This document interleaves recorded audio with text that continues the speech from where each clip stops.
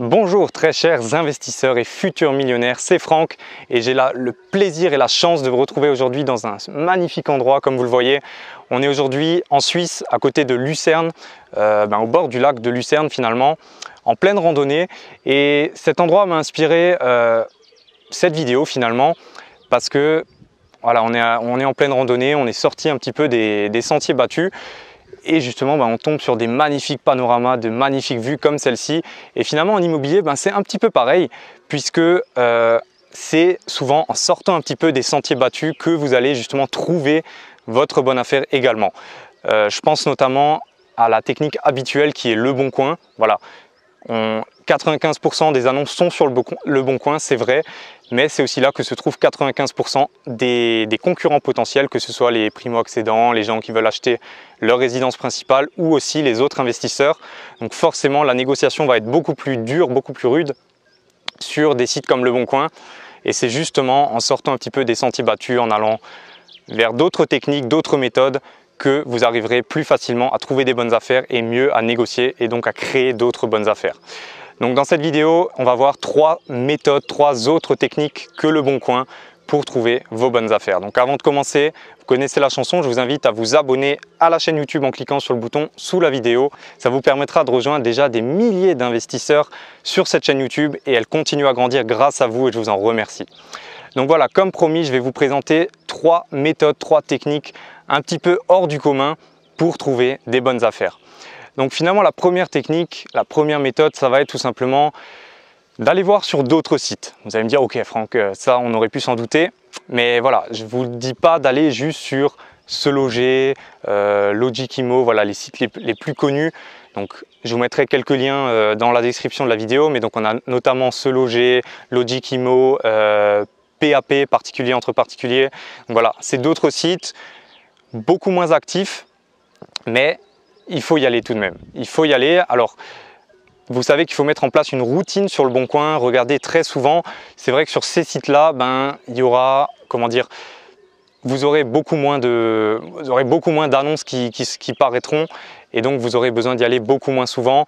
Mais c'est aussi là que vous pouvez trouver vos bonnes affaires. J'ai déjà trouvé des très bonnes affaires sur des sites notamment comme SeLoger, parce que c'est vrai qu'il y a peut-être que 5% des annonces immobilières qui sont sur ces sites-là, mais par contre, forcément, il y a aussi 95% des gens qui sont sur le bon coin et que 5% qui sont sur SeLoger, parce que très peu regardent sur SeLoger et sur les autres.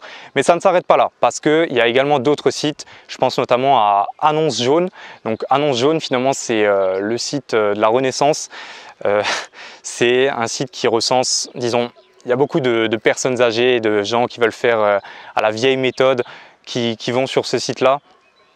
C'est un petit peu comme les annonces dans les journaux, ça recense un petit peu les mêmes types d'annonces. Donc allez également voir dans les journaux les petites annonces. Très souvent, on a des retraités qui veulent vendre leur résidence, des personnes âgées et qui ne connaissent pas forcément la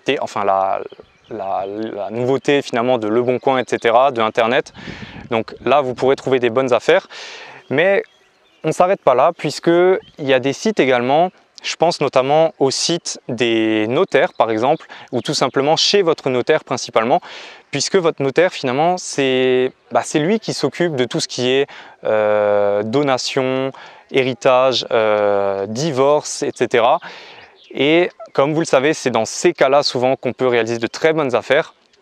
Et puis votre notaire finalement c'est la première personne au courant, puisque c'est lui qui est à la source finalement. Quand une personne décide de divorcer et de mettre son appartement en vente, enfin quand un couple décide de divorcer et qu'ils décident de mettre leur appartement en vente, le notaire c'est la première personne au courant.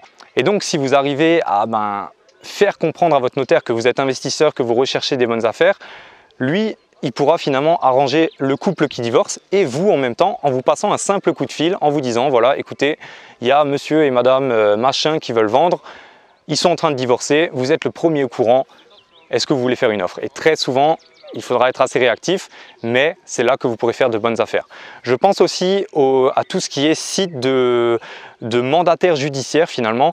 C'est finalement les personnes, les huissiers, etc. qui vont s'occuper de mettre en vente tout ce qui est faillite d'entreprise, etc. Donc vous aurez beaucoup de locaux commerciaux, de bureaux, de choses comme ça à vendre sur ces sites, mais également des appartements d'habitation ou des places de parking. Donc vous trouvez un peu de tout sur ces sites. C'est finalement comment ça se passe? Tout simplement quand par exemple une personne fait faillite de par son entreprise, le mandataire judiciaire va venir saisir finalement son appartement, ses biens finalement, que ce soit même des meubles, etc. Mais nous, ce qui va nous intéresser, c'est surtout le côté immobilier, donc des places de parking, des garages, des bureaux qui vont venir saisir pour rembourser la dette que doit la personne. Et c'est là aussi que vous pourrez faire des offres très agressives où même les prix seront déjà très intéressants. Donc voilà, c'était finalement la première technique. Donc comme vous le savez, sur le Bon Coin, on a un maximum d'annonces, maximum d'acquéreurs potentiels, donc la négociation est beaucoup plus difficile que sur tous les autres sites. La deuxième technique, vous en avez peut-être déjà entendu parler, mais peu d'entre vous, je pense, l'ont vraiment mis en action. Il s'agit tout simplement de vous créer un réseau. Qu'est-ce que j'entends par se créer un réseau? Et c'est sûrement la technique la plus efficace.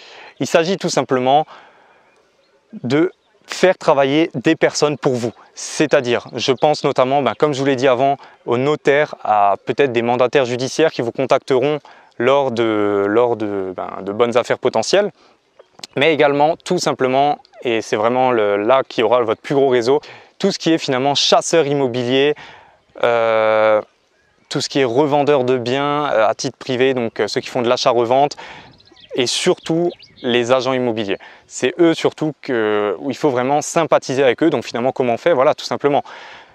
Vous faites une visite, même si le bien ne vous intéresse pas forcément, dans tous les cas, il faut que vous ayez une carte de visite ou un genre de CV d'investisseur avec vous pour que vous puissiez le donner à cette personne-là.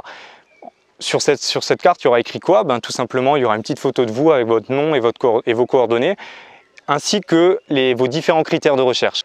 Ça va lui permettre tout simplement de vous contacter dès qu'il aura une bonne affaire.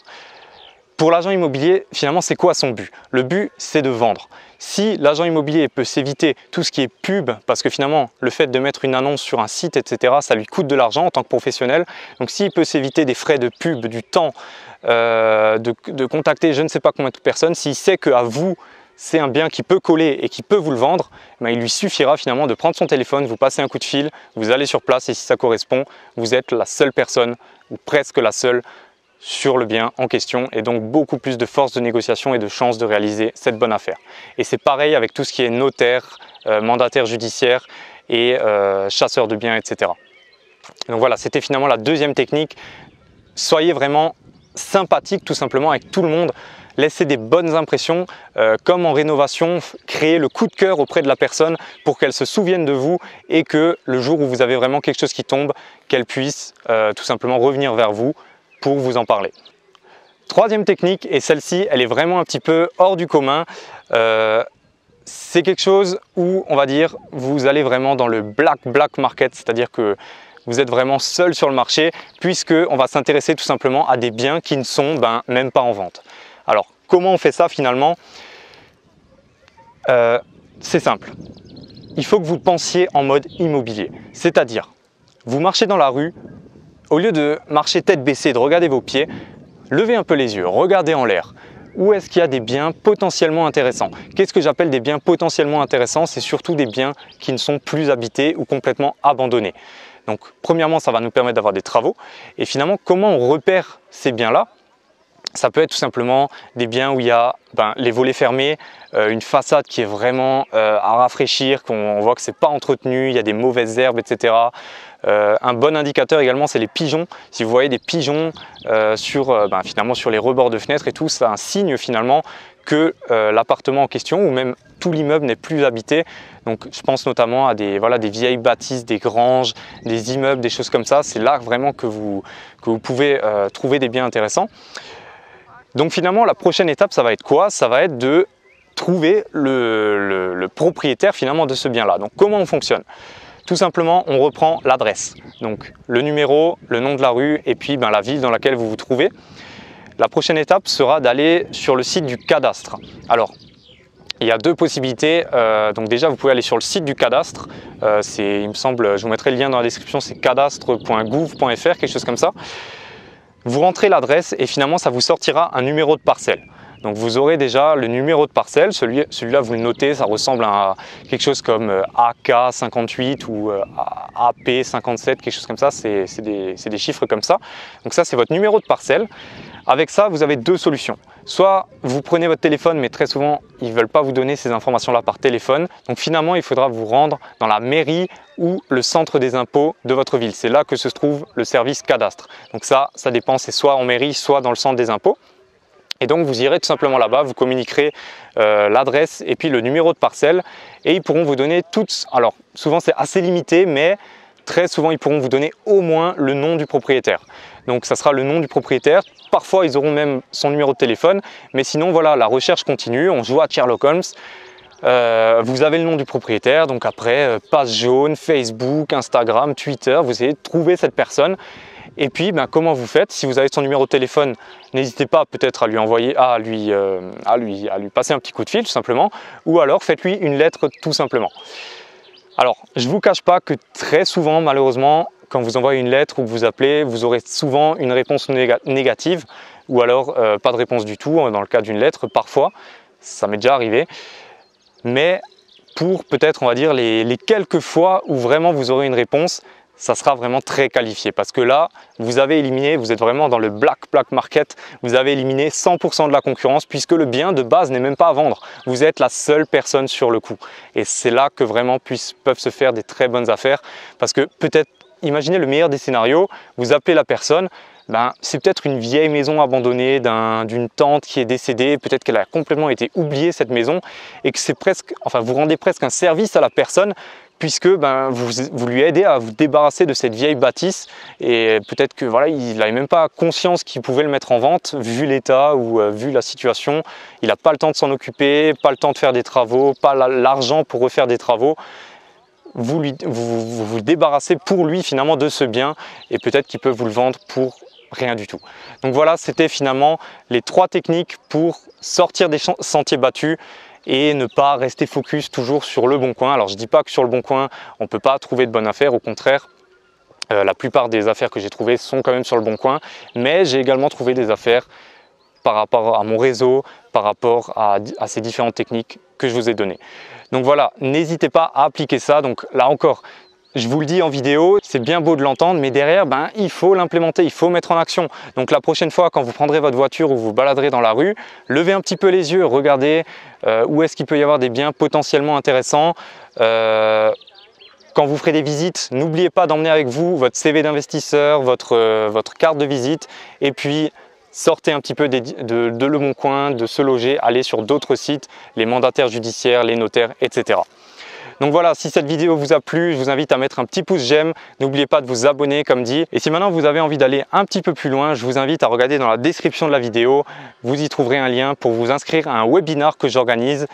Le but de ces webinars, c'est de vous montrer comment réaliser votre première bonne affaire immobilière en moins de 90 jours, générant du gros cash flow et ça sans apport financier. Donc je suis sûr que ça peut vous intéresser. On abordera les différents sujets, l'analyse de marché pour savoir où investir finalement, la recherche de biens, la négociation, la banque, les travaux, la mise en location. Bref, c'est un gros webinar qui durera un peu plus d'1 heure. Donc il y aura beaucoup de contenu qui sera délivré. Je vous invite à aller faire un tour. Je vous mets le lien dans la description encore une fois. Nous on va continuer notre petite randonnée. Je vous laisse encore admirer la vue et les quelques images et je vous dis à bientôt. Ciao!